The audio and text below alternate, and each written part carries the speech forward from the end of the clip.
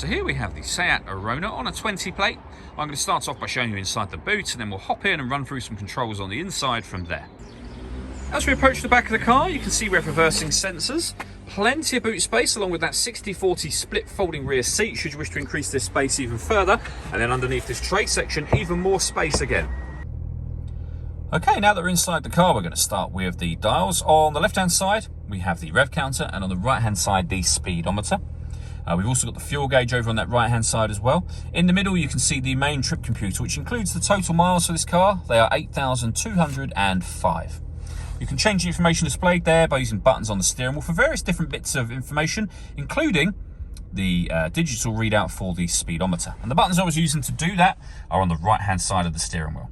Over on the left hand side we have stereo controls available to us and voice activation for your phone. And just behind the steering wheel here we have the cruise control. Over in the centre we then have the main touchscreen for the car. As you can see, we have satellite navigation. There's a full video showing how the sat nav works, which you can find on our website and also on our YouTube channel as well. When it comes to music in this car, we can access our radio up here, and we've got a few different ways in which we can listen to the radio. DAB, FM and AM available. If you want to listen to your own music, you can do that by hitting the media section, and again, a number of ways to listen to your own music.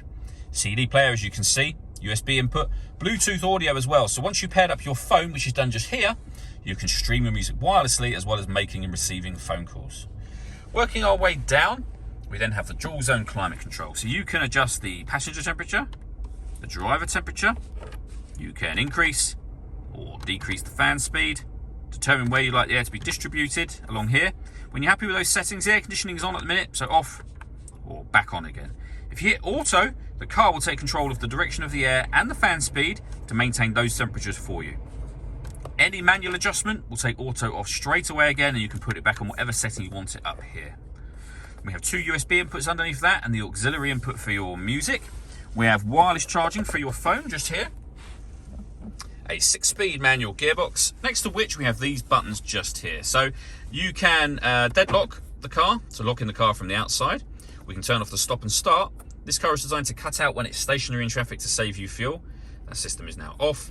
And this button will change the driving modes of the car. So you can put the car into eco, normal, sport, or individual. And under individual, you'll be able to customize it yourself for various different settings.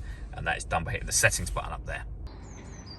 All that leaves me to say is thank you for taking the time to watch this video. If you'd like to come see the car in person and have a test drive, please feel free to call any of our MJA sites. We'd love to hear from you soon.